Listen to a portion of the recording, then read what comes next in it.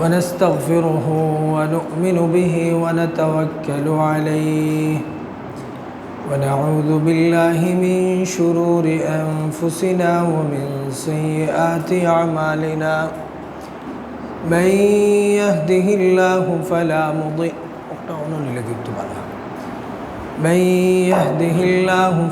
مضل له ومن يضلله فلا هادي له ونشهد أن لا إله إلا الله وحده لا شريك له ونشهد أن سيدنا وسندنا وحبيبنا ومولانا محمدا عبده ورسوله صلى الله تعالى عليه وعلى آله وأصحابه وبارك وسلم تسليما كثيرا كثيرا.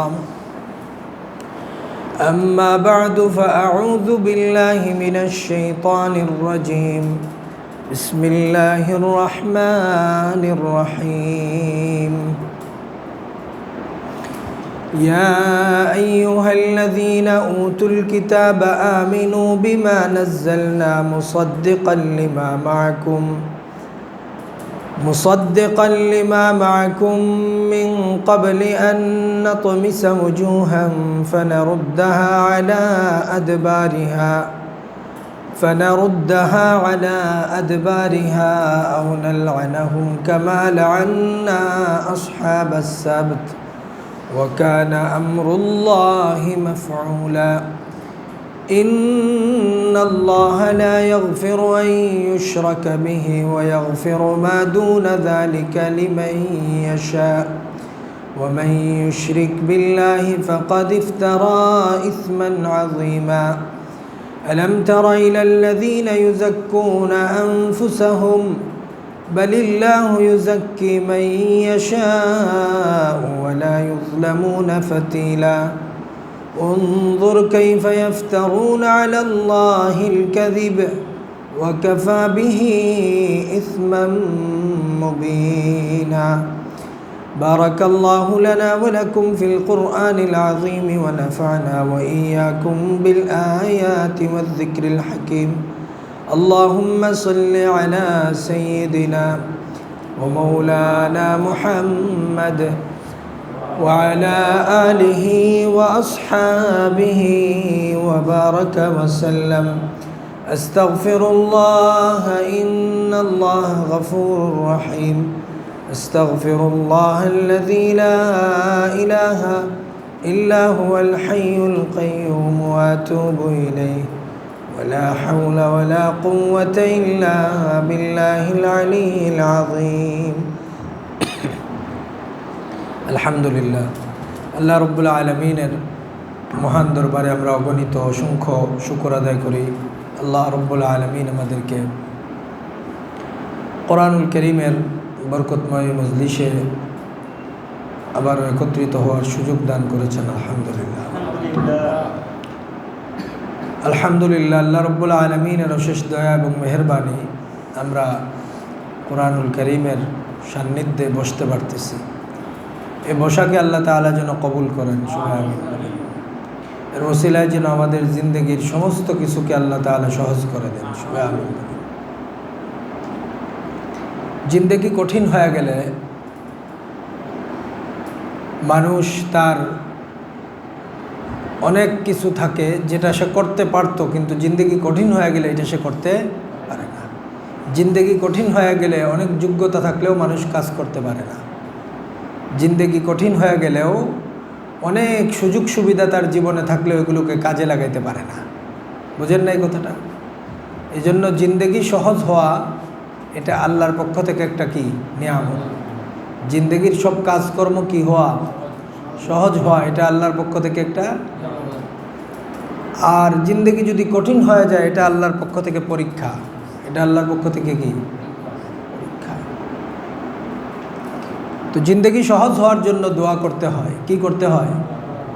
নবী করিম সাল্লাল্লাহু আলাইহি ওয়াসাল্লাম দোয়া শিখাইছেন, আল্লাহুম্মা লা সাহলা ইল্লা মা জাআলতাহু সাহলান وأنت تجعل الحزن إذا شئت سهلا।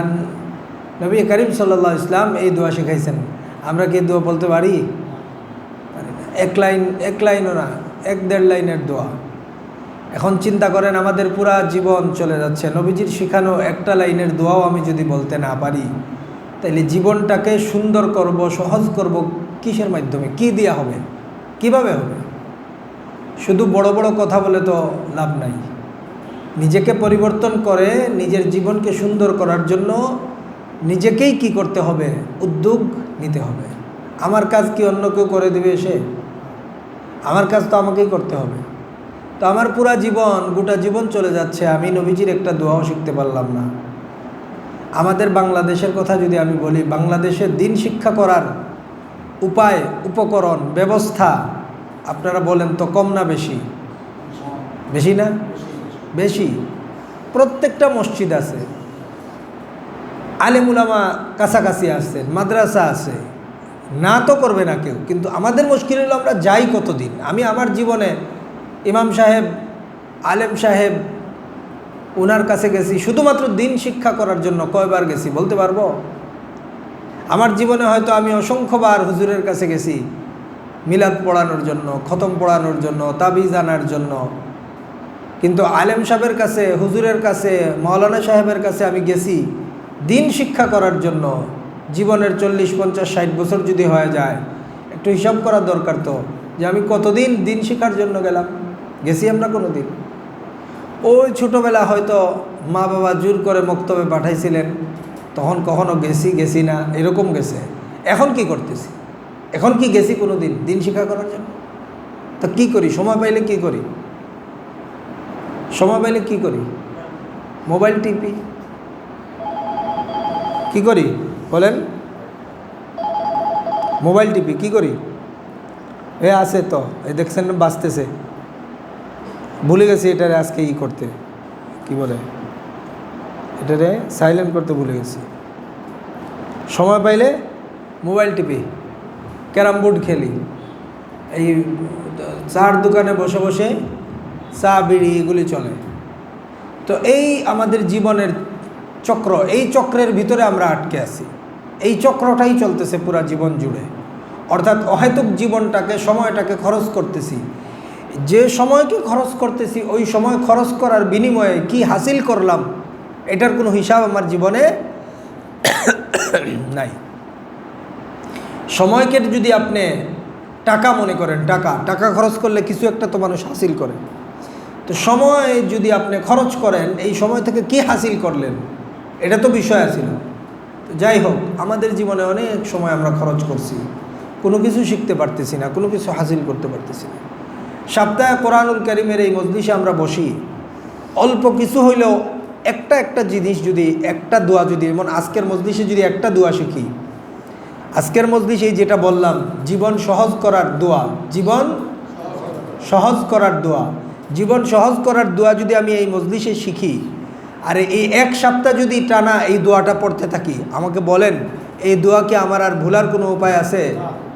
আমরা এখানে রেকর্ড করতেছি, এটা লাইভ হবে, বিভিন্ন জায়গায় যাবে, আমাদের গ্রুপে যাবে।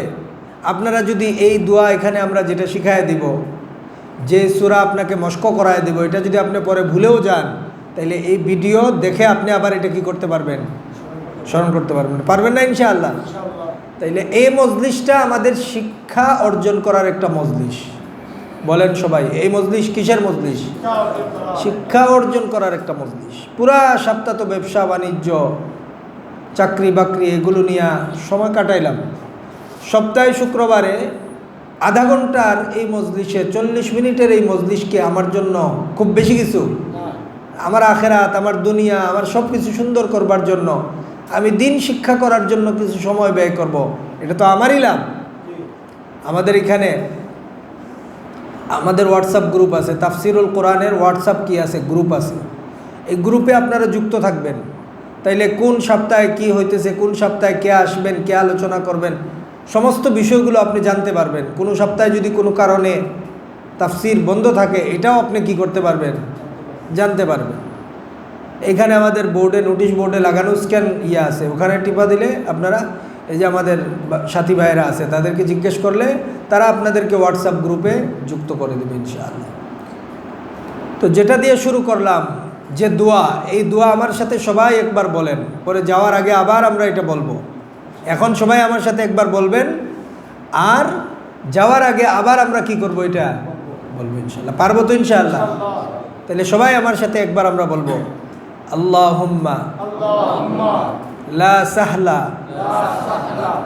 ইল্লা মা জাআলতাহু সাহলান ওয়া আনতা তাজআলুল হুজনা ইযা শি'তা সাহলান। এ দোয়া দেখেন, নবী করিম সাল্লাল্লাহু আলাইহি ইসলাম রহমতুল্লিল আলামিন ছিলেন, সারা বিশ্ববাসীর জন্য আল্লাহর পক্ষ থেকে দয়ার একটা কি ছিলেন, ভান্ডার ছিলেন। আল্লাহ তো অসীম দয়ালু, আল্লাহর অসীম দয়ার একটা নমুনা হইলেন শেষ নবী হযরত মুহাম্মদ সাল্লাল্লাহু আলাইহি ইসলাম। সুবহানাল্লাহ। তিনি উম্মতকে অনেক বেশি ভালোবাসতেন, উম্মতকে নিয়ে চিন্তা করতেন। আমাদের জীবন পেরেশান হবে, আমাদের জীবন কঠিন হয়ে যাবে আমাদের বদ আমলের কারণে, গুনাহের কারণে, এটা তো আল্লাহ তাআলা জানতেন। যে কারণে নবী করিম সাল্লাল্লাহু আলাইহি ইসলামের মাধ্যমে আমাদেরকে এমন একটা দোয়া শিখাইয়া দিয়েছেন, বান্দা তোমার জীবন যদি কখনো কঠিন হয়ে যায় তুমি এই দোয়া পড়বা, আল্লাহ তোমার জীবনটাকে সহজ করবে। এ কারণে আগে বলছি যেটা, যে জীবন কঠিন হইলে অনেক যোগ্যতা থাকার পরেও মানুষ কাজ করতে, জীবন কঠিন হয়ে গেলে জীবনে অনেক সুযোগ সুবিধা থাকার পরেও মানুষ কাঙ্ক্ষিত অর্জন কি করতে, লক্ষ্য অর্জন করতে পারে না। এজন্য জীবন সহজ থাকা এটা আল্লাহর পক্ষ থেকে কি এই নিয়ামতের জন্য কি করতে হবে, দোয়া করতে হবে। আল্লাহুম্মা লা সাহলা ইল্লা মা জাআলতাহু সাহলান ওয়া আনতা তাজআলুল হুজনা ইযা শি'তা সাহলান। এই দোয়া, আল্লাহুম্মা লা সাহলা, হে আল্লাহ কোনো বিষয়ই সহজ নয়, সহজ নয়, ইল্লা মা জাআলতাহু সাহলান, যেটাকে আপনি সহজ করেন সেটাই কেবল সহজ হয়। ওয়া আনতা তাজআলুল হুজনা ইযা শি'তা সাহলান, দুশ্চিন্তা কঠিন কোনো বিষয়কে আপনি চাইলে এটাকে সহজ করে দেন। সুবহানাল্লাহ। এই কথাগুলি নবীজির শব্দে আমরা বলবো, না পারলে বাংলায় বলবার চেষ্টা করবো ইনশাআল্লাহ। আর আরবিটা আমরা এই ভিডিও শুনে শুনে এটা কি করার চেষ্টা করব, মুখস্থ করার চেষ্টা করবো ইনশাআল্লাহ। আল্লাহ সবাইকে তৌফিক দান করবেন। সূরাতুল ফাতিহা একবার মশক হোক, তারপরে ইনশাআল্লাহ আমরা আলোচনা শুরু করবো ইনশাআল্লাহ। আউযু বিল্লাহি মিনাশ শাইতানির রাজীম।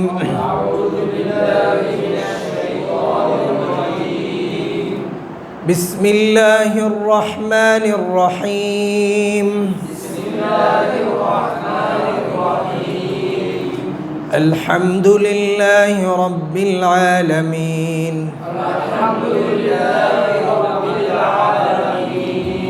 আর রহমানির রহিম। মালিকি ইয়াউমিদ্দিন। إياك نعبد وإياك نستعين.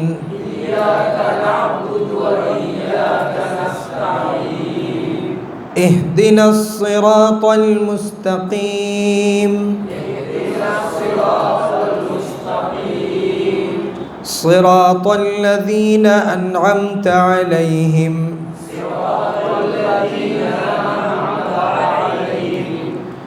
غير المغضوب عليهم ولا الضالين.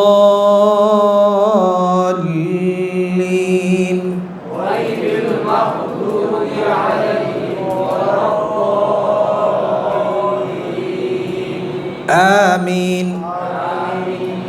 بسم الله الرحمن الرحيم.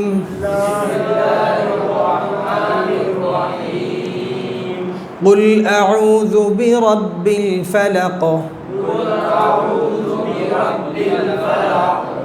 من شر ما خلق. ومن شر غاسق إذا وقب.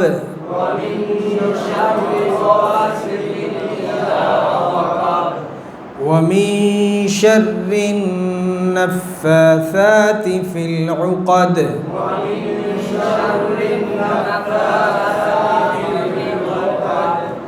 ومن شر حاسد إذا حسد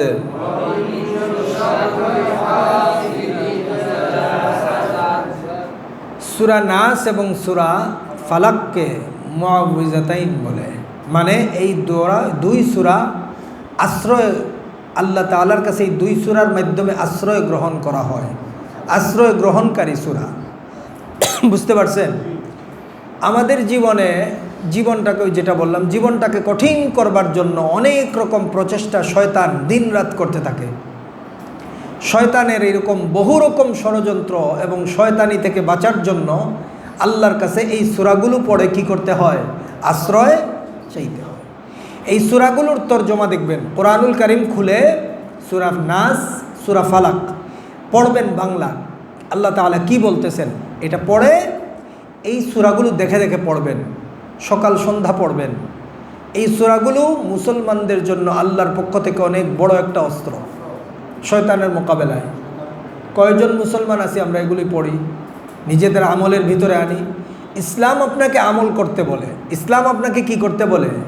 আমল করতে বলে। আমলের মাধ্যমে আপনার জীবন পরিবর্তন হবে, তখন আমাদের ভাগ্য, আমাদের সব কিছু কী হবে? পরিবর্তন। আমল না করলে জীবন হঠাৎ করে কখনো কি হয় না, পরিবর্তন হয় না। এই জন্য আমল করতে ইসলাম বলে, আমল করতেই আমাদেরকে শয়তান বাধা দেয়। এই কারণে এই সূরাগুলো পড়তে হবে। আমরা ধারাবাহিক আলোচনা শুনছি, সূরা নিসার আলোচনা চলছে। সূরা নিসা কোরআনুল কারীমের ধারা বর্ণনা অনুযায়ী ৪র্থ নম্বর সূরা। কত নম্বর সূরা? ৪র্থ নম্বর সূরা। ইতিমধ্যে আমরা ৪৬টা আয়াতের আলোচনা শোনার সুযোগ লাভ করেছি, আলহামদুলিল্লাহ। ৪৭ নম্বর আয়াত থেকে আজকে তেলাওয়াত আমরা শুরু করলাম। আল্লাহ রাব্বুল আলামিন বলছেন, ইতিপূর্বের আয়াত থেকে আলোচনা চলছে এটার যে আল্লাহ রাব্বুল আলামিন ইহুদিদের মন্দ চরিত্রের কিছু দিক আলোচনা এখানে করেছেন। ইহুদি জাতির মন্দ কিছু চরিত্রের ভিতরে একটা ছিল এটা যে রসুল করিম সাল্লাল্লাহু আলাইহি ওয়াসাল্লামকে ব্যঙ্গ বিদ্রুপ করার জন্য তারা শব্দের অপপ্রয়োগ করত, শব্দের রাজনীতি করত। কি করত? শব্দের রাজনীতি করত। দ্ব্যর্থবোধক বিভিন্ন শব্দ বলতো তারা, দুই অর্থবোধক বিভিন্ন শব্দ বলতো। ধরা পড়লে বলতো না না আমাদের ভালো অর্থ উদ্দেশ্য, আর মূলত তাচ্ছিল্য করবার জন্য এরকম অর্থ তারা বলতো, এরকম শব্দ বলতো যেটাতে খারাপ অর্থ নেওয়া যায়। মূলত তাদের খারাপ অর্থ নেওয়াই কি ছিল? মাকসাদ ছিল, উদ্দেশ্য ছিল। উদাহরণ দিছি না? কি শব্দ দিয়া উদাহরণ দিছি বলেন? হুজুর দিয়া। কি দিয়া উদাহরণ দিছি? হুজুর দিয়া। হুজুর তো ভালো শব্দ, কিন্তু হুজুরকে কয়ভাবে ব্যবহার করা হয় বাংলাদেশে? এ হুজুর, আর আমরাও তো হুজুর ডাকি, ঠিক আছে না? শব্দের অপপ্রয়োগ ইহুদিদের চরিত্র। কাদের চরিত্র? ইহুদি এবং মুনাফিকদের চরিত্র। লাইয়াম বিআলসিনাতিহিম, দ্বীনি লেবেল লাগানো মানুষগুলোকে, দ্বীনের উপর চলনেওয়ালা মানুষগুলোকে কুণ্ঠাসা করবার জন্য শয়তানের অনুসারীরা বিভিন্ন রকম তির্যক শব্দ ব্যবহার করে তাদেরকে ঘায়েল করতে চায়, যেটা রসুলের জামানায়ও ছিল, বর্তমান জামানায়ও। কথা জুড়ে বলেন, আছে না নাই? এই চরিত্র থেকে মুসলমান বেঁচে থাকবে। মুসলমান সাংবাদিক ভাইদেরকে এখান থেকে শিক্ষা নিতে হবে যে আপনি কোন শব্দ কাদের মোকাবেলায় ব্যবহার করতেছেন, কোন শব্দ দ্বারা কি উদ্দেশ্য।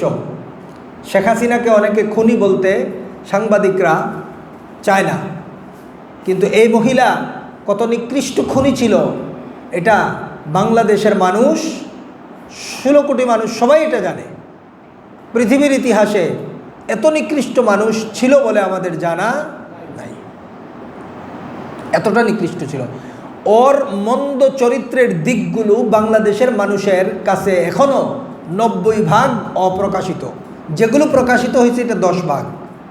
বুঝতে পারতেছেন আপনারা? কিন্তু সাংবাদিকরা কি এটা বলে? এটা লেখে? লেখে না, লেখে না এরা। সেদিন দেখলাম এই হাসিনার আমলের চুপ্পু কি রাষ্ট্রপতি, এই রাষ্ট্রপতি পদত্যাগ করছে, 2 পত্রিকা 2 রকম রিপোর্ট করছে। একটা পত্রিকা রিপোর্ট করছে একরকম, আরেক পত্রিকা রিপোর্ট করছে আরেক রকম। 2 পত্রিকার ভাষ্য 2 রকম, কিন্তু 2টা পড়লে আকাশ পাতাল পার্থক্য। যে কোনো মানুষ এটা কি করতে পারবে, ধরতে পারবে। এটাকেই বলে শব্দের রাজনীতি। এটাকে কি বলে? শব্দের রাজনীতি। সেই কি বলে আপনার কি আমেরিকার যে ওয়ার অন টেরর 9/11-এর পর থেকে, হ্যাঁ, সে যখন ঘোষণা দিল যে সন্ত্রাসবাদের বিরুদ্ধে যুদ্ধ, এরপর থেকে বিশ্বব্যাপী শব্দের রাজনীতি মুসলমানদের বিরুদ্ধে যেভাবে তারা ছড়িয়ে দিয়েছে সারা পৃথিবীতে, এই শব্দের রাজনীতির শিকার হয়ে কত মুসলমান, কত আল্লাহওয়ালা মুমিনের যুবকের জীবন ধূলিসাৎ হয়ে গেছে। নাউযুবিল্লাহ। গত 16 বছর আপনারা দেখেন নাই? জঙ্গি শব্দের অপপ্রয়োগের মাধ্যমে কত নেককার মুসলমানদেরকে তাদের জীবনটাকে ধ্বংস করে দেওয়া হয়েছে। একটা মুসলিম যুবকের রোজাদার স্ত্রীকে সবে কদরের রোজার সময়ে তার রোজা ভাঙ্গিয়ে তাকে ধর্ষণ করেছে এই হাসিনার পুলিশ বাহিনী। এটা পৃথিবীর কোথায় আছে বলেন? শব্দের রাজনীতি করেছে এগুলা দিয়া। এখনও এটা চলছে বাংলাদেশে, শব্দের রাজনীতি। মুসলমানরা কিছু বললে তাকে বলে জঙ্গি, উগ্রবাদী। এগুলো মুনাফিকদের চরিত্র, ইহুদিদের চরিত্র। এগুলো কাদের চরিত্র? আল্লাহ তাআলা বলেন, ইয়া আইয়ুহাল্লাযীনা উতুল কিতাবা আমিনু বিমা নাযালনা মুসাদ্দিকাল লিমা মাআকুম মিন ক্বাবলি আন নাতমিসা ওয়ুজুহান ফানারুদ্দাহা আলা আদবারিহা আও নালআনাহুম কামা লাআন্না আসহাবাস সাবত ওয়া কানা আমরুল্লাহি মাফউলা। আল্লাহ তাআলা ধমক দিচ্ছেন। আল্লাহ বলতেছেন, হে আহলে কিতাবরা, যাদেরকে কিতাব দেওয়া হয়েছে, তোমাদেরকে তো শিক্ষিত করা হয়েছে, তোমাদেরকে কিতাব দেওয়া হয়েছে, তোমাদেরকে জ্ঞান দেওয়া হয়েছে। এমন কিতাব তোমাদের কাছে দেওয়া হয়েছে যেই কিতাব আমি নাজিল করেছি কোরআনুল কারীমকেও সত্যায়ন করে। এবং কোরআনুল কারীমও তোমাদের কাছে যে কিতাব আসছে, তাওরাতকে আল্লাহর পক্ষ থেকে আসছে, এটা কোরআনও স্বীকৃতি দেয়।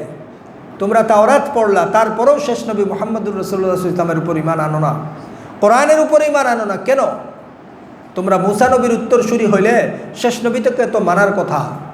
তোমরা ঈসা নবীর উত্তরসূরি হইলে শেষ নবীকে তোমরা কি কথা মানার কথা। কারণ ঈসা আলাইহিস সালামও বলে গেছেন শেষ নবী মুহাম্মদ সাল্লাল্লাহু আলাইহি ওয়াসাল্লাম আসবেন। মুসা আলাইহিস সালামও বলে গেছেন শেষ নবী মুহাম্মদ সাল্লাল্লাহু আলাইহি ওয়াসাল্লাম আসবেন। তাইলে তোমরা নিজেদেরকে বলো তোমরা মুসা নবীর উত্তরসূরি, তোমরা নিজেদেরকে বলো তোমরা ঈসা নবীর উত্তরসূরি, তাইলে তোমরা কেন মুহাম্মদ সাল্লাল্লাহু আলাইহি ওয়াসাল্লামকে মানতেছো না? আল্লাহ তাআলা বলতেছেন, তোমরা ঈমান আনো মিন ক্বাবলি আন নাতমিসা ওয়ুজুহান, তোমাদের চেহারাকে একদম তোমাদের চেহারাকে বিকৃত করে দেওয়ার আগে তোমরা ঈমান নিয়ে আসো। অর্থাৎ আল্লাহ তাআলা জাতি হিসেবে অতীতে অনেককে এরকম শাস্তি দিয়েছেন, চেহারাকে বিকৃত করে দিয়েছেন, চোখ কান নাক এগুলোকে বিকৃত করে দিয়েছেন। ফানারুদ্দাহা আলা আদবারিহা, চেহারাকে পিছনের দিকে আল্লাহ ফিরিয়ে দিয়েছেন। চোখ কান নাক এগুলোকে আল্লাহ তাআলা বিকৃত করে দিয়ে ভয়ঙ্কর রূপ চরিত্র ধারণ করিয়ে দিয়েছিলেন। আল্লাহ তাআলা বলতেছেন, অথবা লানত দিব তোমাদেরকে বিশেষভাবে অভিশপ্ত যেভাবে দেওয়া হয়েছিল, অভিশপ্ত জাতি বানিয়ে দেওয়া হয়েছিল শনিবারওয়ালাদেরকে। দাউদ আলাইহিস সালামের যুগে শনিবারে মাছ ধরা কী ছিল? আল্লাহর পক্ষ থেকে নিষিদ্ধ ছিল, কিন্তু তারা কৌশল করে আল্লাহর বিধানের বিরুদ্ধে নিজেদের নফসানি খাহেসাত পূরণ করবার জন্য আল্লাহর বিধানের বিরুদ্ধে গিয়ে নিজেদের মন মতো তারা শনিবারেও কি করা শুরু করলো? মাছ শিকার করা শুরু করলো। আল্লাহ তাআলা তাদেরকে নিকৃষ্ট বানরে পরিণত করলেন, যেটার আলোচনা বিগত সূরা বাকারার মধ্যে গিয়েছে। আল্লাহ তাআলা ওই ঘটনাকে স্মরণ করিয়ে দিয়ে বলতেছেন, তোমাদেরকেও তো এরকম কঠিন শাস্তির মুখোমুখি আমি করে দিতে পারি, তোমাদেরকেও ভয়ঙ্কর শাস্তির আওতার ভিতরে আমি নিয়ে আসতে পারি। অথবা এমন হতে পারে শেষ জামানায় আল্লাহ তাআলা ইহুদি কাফের বেঈমানদেরকে আল্লাহ তাআলা এরকম বিকৃত আপনার এই চেহারার বানিয়ে দিবেন। নাউযুবিল্লাহ। এই বিকৃত চেহারা তো এখন তারা নিজেরাই নিজেদের চেহারাকে বিকৃত করে। হ্যাঁ, দেখেন না, নিজেরা নিজেদের চেহারা বিকৃত করে। এটা আপনার কাছে কি মনে হয়, এটা কি শাস্তি না আল্লাহর পক্ষ থেকে? মিলিয়ন ডলার খরচ করে নিজের চেহারাকে কুকুরের মতো বানায়, মিলিয়ন ডলার খরচ করে নিজের চেহারাকে প্রাণী বানরের মতো বানায়। শরীর আঘাতপ্রাপ্ত হয়, শরীরে জখম করে, শরীরের ভিতরে বিভিন্ন রকমের ট্যাটু কি করে অঙ্কন করে তারা, এতে তাদের শরীর ক্ষতবিক্ষত হয়, টাকা পয়সা খরচ হয়, কষ্ট হয়, দেখতেও সুন্দর লাগে, তবুও সে বুঝে না, তবুও মনে করে তাকে কি লাগতেছে, এটা কত বড় শাস্তি।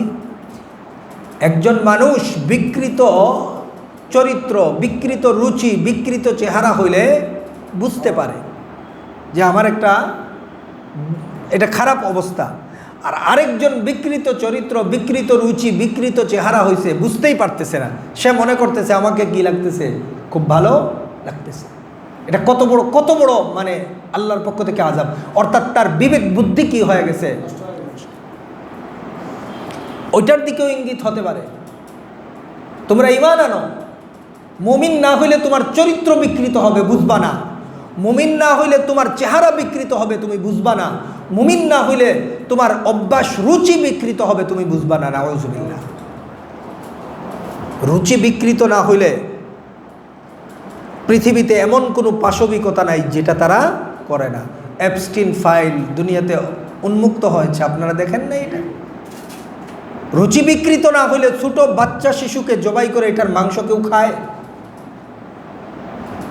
রুচি বিকৃত না হইলে ছোট ছোট বাচ্চাদের উপর কেউ নির্যাতন করে, অমানুষ এর মতো উল্লাস করতে পারে?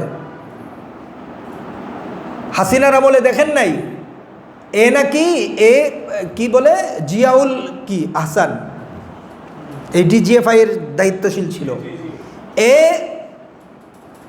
আসামিদেরকে ধরে ব্রেইনের ভিতরে ফায়ার না করলে এখানের রক্তগুলো তার হাতে লাগবে, গরম রক্ত, এটা লাগলে বলে তার নাকি ফিলিং আরো বেশি আসতো।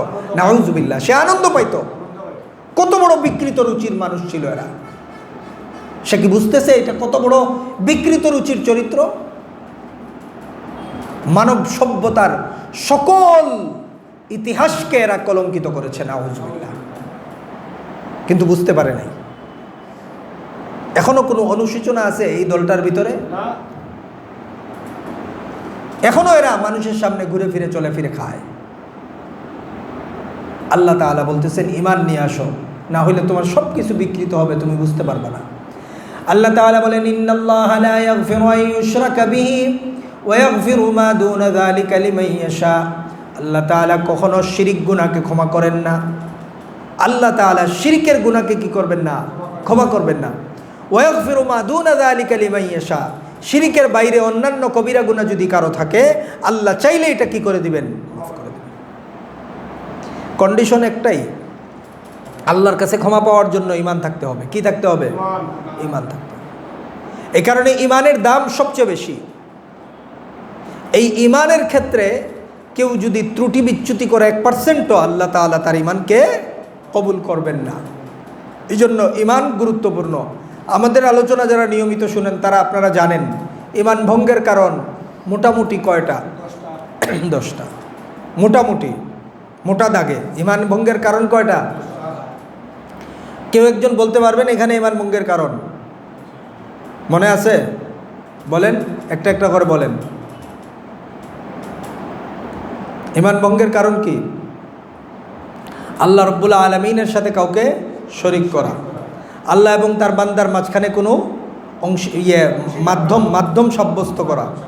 হ্যাঁ, আমি বলতেছি, এরপরে বলেন, আপনার বলেন। হ্যাঁ, সেহের করা একটা। আচ্ছা, সিরিয়াল মেনটেন হয় না, অসুবিধা নাই, বলেন সেহের। আর কি? জাদু করা, জাদুতে বিশ্বাস করা, কুফুর। ঠিক আছে। আল্লাহ রসুলকে নিয়ে তুচ্ছ তাচ্ছিল্য করা, কটূক্তি করা, আর আল্লাহর বিধানের চেয়ে অন্য কোনো বিধানকে উত্তম মনে করা, আর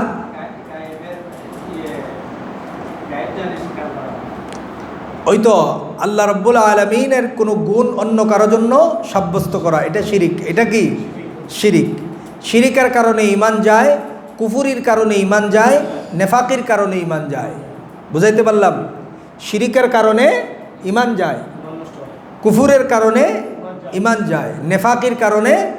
তাইলে বোঝা গেল শিরিক যে জিনিস, কুফুর তার চেয়ে আর একটু বড়, নেফাক তার চেয়ে আর একটু বড়। বুঝাইতে পারলাম? শিরিক কি? শিরিক আল্লাহ রাব্বুল আলামিনের সাথে সংশ্লিষ্ট, যেটা আল্লাহর গুণ এটা অন্য কারোর জন্য সাব্যস্ত করা, এটার নাম শিরিক। যেটা আল্লাহর গুণ সেটা অন্য কারোর জন্য সাব্যস্ত করা, এটার নাম কি? শিরিক। আল্লাহ অদৃশ্যের সকল বিষয়ে ক্ষমতাবান, জানেন। কেউ যদি মনে করে তার পীরও অদৃশ্যের খবর জানেন, তাইলে আল্লাহর সাথে ইলিমে কি করলো? শরিক করলো। ইলিমে কি করলো? আল্লাহর সাথে শরিক করলো। আল্লাহ অতীতের খবরও জানেন, ভবিষ্যতের খবরও জানেন, বর্তমানে কি ঘটবে ঘটতেছে সব আল্লাহ জানেন। কেউ যদি মনে করে আমার পীরও বলতে পারেন কি হবে, তাইলে আল্লাহর সাথে ইলিমে কি করলো? শরিক করলো। এটা শিরিক। শিরিক ফিল ইবাদা, ইবাদতের ক্ষেত্রেও যদি কেউ শিরিক করে, আল্লাহর নাম বাদ দিয়া তার বাবার নামে মান্নত করলো, কুরবানি করলো, কি হইল? শিরিক। ইবাদতের ক্ষেত্রে শিরিক হইল। বাবার নামে মাজারে গিয়া টাকা দান করলো, দান করতে হবে কার নামে? তাইলে ইবাদতের ক্ষেত্রে কি হইল? শিরিক হইল। দোয়া করতে হবে কেবল কার কাছে? রুজি রোজগারের জন্য, সন্তানাদির জন্য দোয়া চাইতেছে কোথায়? মাজারে। কি হইল? ইবাদতের ক্ষেত্রে শিরিক হইল। কিসের ক্ষেত্রে শিরিক হইল? সিজদা দিতে হবে আল্লাহকে, মাজারে সিজদা দিল, তাইলে কি হইল? ইবাদতের ক্ষেত্রে। পীরের পায়ে সিজদা দিল, কি হইল? ইবাদতের ক্ষেত্রে শিরিক হইল। এরকমভাবে শিরিকের বিভিন্ন তবকা আছে, বিভিন্ন। ক্ষমতার ক্ষেত্রে শিরিক। সে মনে করে আমার পীর দুনিয়া থেকে চলে গেলে কি হবে? তার ক্ষমতা আছে, তিনি অনেক কিছু করতে পারেন। বাবা শাহজালালের এখনও ক্ষমতা আছে, এটা মনে করলে ক্ষমতার ক্ষেত্রে কি হইল? শিরিক হইল। বোঝা গেছে কথাটা? এরকমভাবে আল্লাহ রাব্বুল আলামিনের বিধান, এটার সমকক্ষ যদি অন্য কারো বিধান মনে করে, এটার চেয়ে উত্তম মনে করলে তো কুফরও হবে, শিরিকও হবে এটার ভিতরে। আল্লাহর বিধানের সমকক্ষ অন্য কোনো বিধান কেউ মনে করলে এটাও কি? শিরিক এবং কুফর। বোঝা গেছে? তাইলে শিরিকের কারণে ইমান ভঙ্গ হয়, কুফরির কারণেও ইমান ভঙ্গ হয়। আল্লাহর কোনো বিধানের চেয়ে অন্য কোনো বিধানকে শ্রেষ্ঠ মনে করা কুফর। আল্লাহর কোনো বিধানকে তুচ্ছতাচ্ছিল্য করা কুফর। আল্লাহর কোনো বিধানকে অপছন্দ করা কুফর। কোরআন সুন্নাহর শরীয়তের কোনো একটা বিধানকে কেউ যদি অপছন্দ করে, কাফের হয়ে যাবে। মনে থাকবে? নেফাক কি? নেফাক হইল মুখে ইমান প্রকাশ করে, দুনিয়াবি বিভিন্ন স্বার্থ সুযোগ সুবিধার জন্য ইমান বাদ দিয়া ভিতরে কুফর লালন করে, এটার নাম নেফাক। এটার নাম কি? নেফাক মানে মুনাফিকি। এটার নাম কি? মুনাফিকি। মুখে বলে একটা, ভিতরে বিশ্বাস করে আরেকটা। মুনাফিকরা কি বলতো? ওয়াইদা লাকুল্লাযীনা আমানু ক্বালু আমান্না, মুসলমানদের সাথে দেখা হইলে বলতো আমরা তো মুসলমান। ওয়াইদা খালাউ ইলা শায়াতিনহিম ক্বালু ইন্না মাআকুম, শয়তানের সাথে একান্তে মিলিত হইলে বলতো আরে বুঝো না, হুজুরদেরকে বুঝ দিছি আর কি। কি দিছি? হুজুরদেরকে।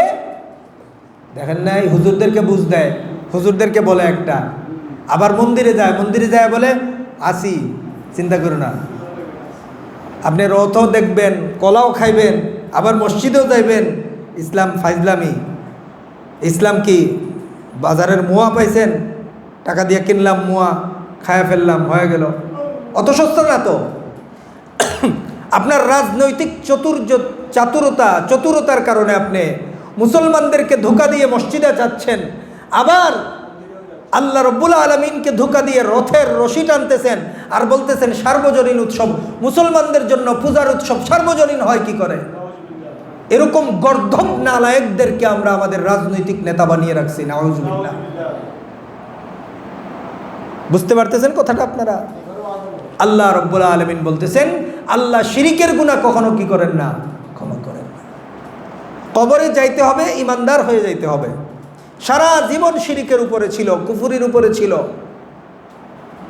আল্লাহ বলেন ইয়া বনি আদম, হে বনি আদম, লাউ বালাগাত যুনুবুকা আনানাস সামা, তোমার গুনাহ যদি আকাশ সমান উচ্চতায় পৌঁছায়, আর ইন্নাকা দাউতানি ওয়া রাজাউতানি, তুমি আমার কাছে দোয়া করো, আশা করো, শিরিক না করে যদি আমার কাছে উপস্থিত হও, আমি আল্লাহ তোমাকে মাফ করে দেব। সুবহানাল্লাহ। আল্লাহ বলেন, ওয়া মান ইউশরিক বিল্লাহি ফাকাদ ইফতারা ইসমান আযীমা। যারা আল্লাহ রাব্বুল আলামিনের সাথে শিরিক করে তারা মূলত আল্লাহর উপরে অপবাদ দিল। নাউযুবিল্লাহ। আল্লাহর উপরে অপবাদ দিল। আল্লাহ বলতেছেন আমার গায়রতে লাগে, এটা আল্লাহকে অপমান করা, শিরিক করা। একটা মজলিসে আল্লাহকে অপমান করা হইতেছে আর আপনি মুসলমান বলতেছেন নিজেকে, আর ওই মজলিসে আপনি উপস্থিত হচ্ছেন, আল্লাহর কাছে মুখ দেখাবেন কি করে? আজকের সময়ে বিশেষ করে যারা রাজনীতির সাথে সম্পৃক্ত, তাদের রাজনৈতিক স্ট্যান্ডবাজি হোক আর রাজনৈতিক ফায়দা হাসিল করা হোক, যে কোনো উদ্দেশ্যেই তারা দেদারসে শিরিকের মজলিসে কি হয়? উপস্থিত হয়। পবিত্র কোরআনে আল্লাহ বলেছেন, এমন কোনো মজলিসে তুমি উপস্থিত হইও না, মুসলমানদের জন্য উপস্থিত হওয়া বৈধ নয়, যেই মজলিসে আল্লাহ এবং আল্লাহর রসুলকে অপমান করা হয়।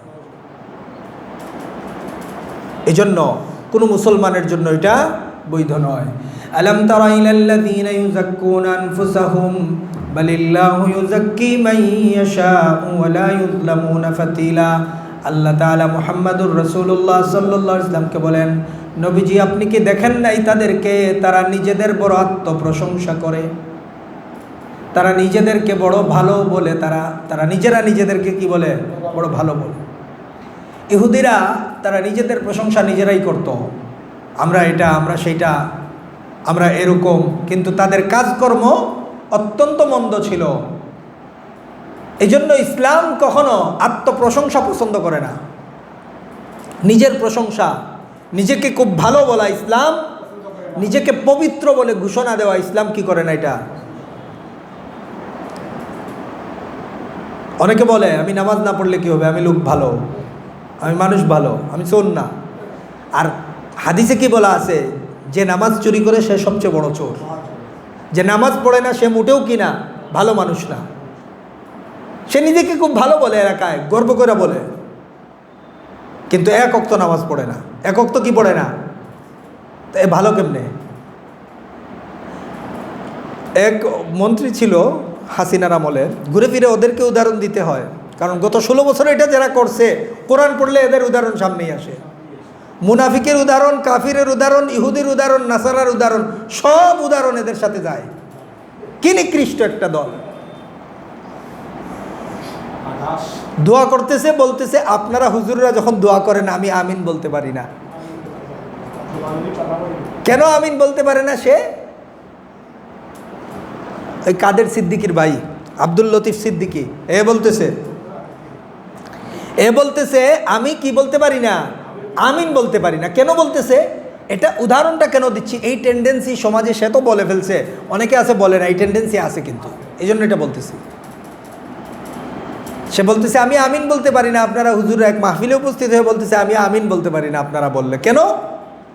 বলে আমি গুনাহগার না, আমি কোনো খারাপ লোক না, আমার কোনো, মানে বুঝাইতে চাচ্ছে সে সৎ মানুষ, এটা বুঝাতে চাচ্ছে, কিন্তু বুঝাইতে গিয়া বলতেছে এইভাবে আমি আমিন বলতে পারি না, আল্লাহ আমাকে মাফ করে দাও। আপনারা যখন বলেন আমি আল্লাহর কাছে মাফ চাইতে পারি না।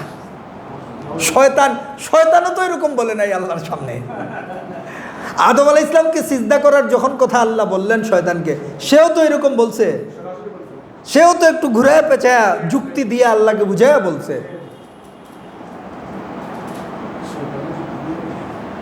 কিন্তু শয়তানের অনুসরণ করতে করতে মানুষ শয়তানের চেয়েও নিকৃষ্ট হয়ে গেছে। নাউযুবিল্লাহ। আল্লাহ বলতেছেন নিজেদের প্রশংসা নিজেরা করবে না, নিজেকে পবিত্র ঘোষণা করবে না। সব সময় মুমিন নিজেকে গুনাহগার মনে করবে, বিনয়ী থাকবে, আল্লাহর কাছে বলবে আল্লাহ আমি যতই করি না কেন এটা তো কম, আপনার রহমতের সামনে তো আমার ইবাদতের কোনোই দাম নাই। বালিল্লাহু ইউযাক্কি মান ইয়াশা। আল্লাহ তাআলা বলতেছেন আল্লাহ যাকে ইচ্ছা পবিত্র করেন। হযরত উম্মে সালামা রাদিয়াল্লাহু তাআলা আনহার নাম ছিল আগে বাররা, পাপ মুক্ত। তিনি উম্মে সালামা রাদিয়াল্লাহু তাআলা আনহা একবার রাসূল করিম সাল্লাল্লাহু আলাইহি ওয়াসাল্লামের সামনে উপস্থিত হলেন। নবীজি জিজ্ঞেস করলেন তোমার নাম কি? তখন উম্মে সালামা থেকে বর্ণিত আসছে জায়নাবের ঘটনা। তো বলা হচ্ছে ওনার নাম ছিল বাররা। তো বলা হচ্ছে যে তোমার নাম কি? তিনি বলছেন বাররা। তিনি বললেন পাপ মুক্ত কে হবে আর কে পাপ করবে এটা তো আল্লাহ জানেন, আল্লাহ তাকে পবিত্র করবেন। তোমার নাম জায়নাব, তুমি নিজেকে জায়নাব বলে ডাকবা। সুবহানাল্লাহ। অনেকে নাম রাখে আমাদের দেশেও, বুঝেও না তো, আমরা তো বুঝিও না অনেক সময়। অনেকে নাম রেখে অনেক রকম নাম রাখে। এ কারণে নাম রাখার আগেও নিজেকে কি করতে হবে, যাচাই করতে হবে কি নাম রাখতেছি। বুঝতে পারতেছেন? এ কারণে আফিফ অনেকে নাম রাখে, আফিফ, আফিফা অনেকে নাম রাখে, ঠিক আছে না? এই নামগুলো না রাখাই উত্তম। আফিফ মানে হলো পবিত্র।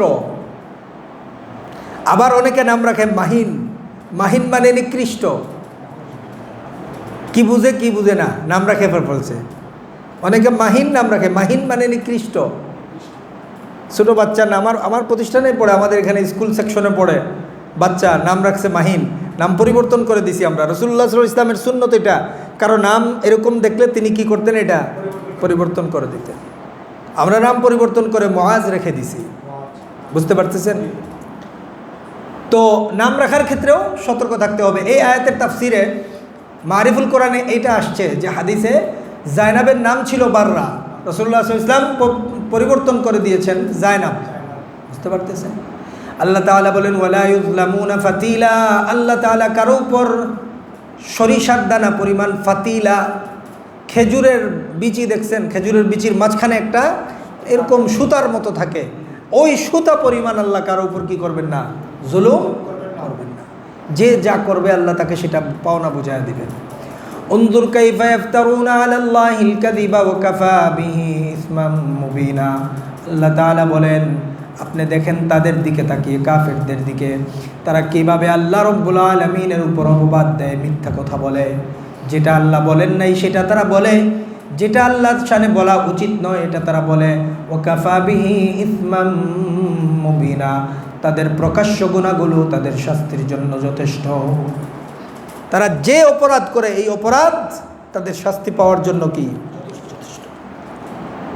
এই কারণে একজন মুসলমান আমরা যারা আছি, আমাদের জীবনের সবচেয়ে গুরুত্বপূর্ণ সম্পদ হলো ঈমান। এই ঈমানের ক্ষেত্রে যদি আমরা গাফেল থাকি তাইলে আমাদের দুনিয়ার অন্য কোনো আমল আল্লাহর কাছে গণনায় আসবে না, কাউন্ট হবে না। ঈমান থাকবে তাইলে অন্য আমল গণনায় আসবে। ঈমান ভঙ্গের কারণ হলো 10টা। ঈমানের রুকুন কয়টা বলেন? ঈমানের রুকুন কয়টা? হ্যাঁ, ইসলামের ভিত্তি বা রুকুন হলো 5টা। আর ঈমানের রুকুন কয়টা? 6টা। ঈমানের রুকুন কয়টা মনে রাখতে হবে? আল্লাহর উপরে ঈমান আনা, ফেরেশতাদের উপরে ঈমান আনা, হ্যাঁ, রসুলদের উপরে ঈমান আনা, আল্লাহর কিতাবের উপরে ঈমান আনা, তাকদীরের ভালো মন্দ এটার উপরে কি করা? বিশ্বাস করা। আখেরাতের দিনের উপরে বিশ্বাস করা। মৃত্যুর পরে আবার জীবিত হওয়া, এটার উপরে কি করা? বিশ্বাস করা। আমরা ঈমানে মুফাসসাল পড়ছি না? আমানতু বিল্লাহি ওয়া মালাইকাতিহি ওয়া কুতুবিহি ওয়া রুসুলিহি ওয়াল ইয়াউমিল আখিরি ওয়াল কদরি খাইরিহি শাররিহি মিনাল্লাহি তাআলা ওয়াল বা'স। এটা হলো ঈমানের রুকুন। এই ঈমান ভঙ্গের কারণ মোটামুটি কয়টা? 10টা। এগুলো আমরা ইতিপূর্বে বলেছি। বিভিন্ন কিতাবাদির ভিতরে উলামায়ে কেরাম লিখে দিয়েছেন। এই জন্য ঈমান সংক্রান্ত কিতাবাদি আমাদেরকে বেশি বেশি পড়তে হবে। শায়খ আহমদুল্লাহ সাহেব একটা কিতাব লিখেছেন ঈমানের অপরিহার্য পাঠ। ঈমানের অপরিহার্য পাঠ। এই কিতাবটা কিনে আমরা পড়বার চেষ্টা করবো ইনশাআল্লাহ। তাইলে ঈমানের মৌলিক জ্ঞান আমাদের জীবনে চলে আসবে। শিরিক কাকে বলে, মুনাফিকি কাকে বলে, হ্যাঁ, বর্তমান সময়ে এগুলো চিনার উপায় কি, এইসব বিষয়ে মোটামুটি জ্ঞান আমাদের অর্জন করা কি হবে? সম্ভব হবে। এই জন্য ঈমান শিখতে হবে। আল্লাহ তাআলা আমাদের সবাইকে তৌফিক দান করুন, আমিন। ওয়া আখিরু দাওয়ানা আনিল হামদুলিল্লাহি রাব্বিল আলামিন। আলহামদুলিল্লাহ, আমাদের আজকের আলোচনা আমরা এখানেই শেষ করব। আল্লাহ রাব্বুল আলামিন আমাদেরকে তৌফিক দিয়েছেন, আমরা এখানে এসেছি। আল্লাহ তাআলা আমাদের এই আশা এবং বসাকে কবুল করেন। আমরা